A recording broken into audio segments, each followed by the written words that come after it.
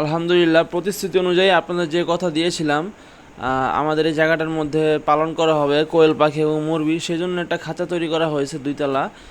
দুইতলা বিশিষ্ট একটা খাঁচা। এটা পাশে ছিল 5 ফুট 2 ইঞ্চি এবং উচ্চতা হচ্ছে আপনার 4 ফুট।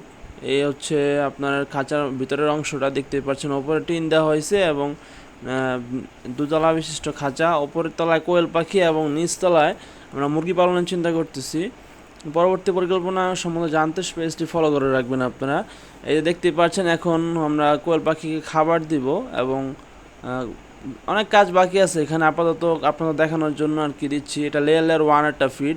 এই পাখিগুলো দেখতে পাচ্ছেন আমার এখানে। সবগুলো পাখি মহিলা পাখি এবং বয়স হচ্ছে 40 দিনের মতো হয়ে গেছে। 40 দিন 42 দিন এরকম হয়ে গেছে।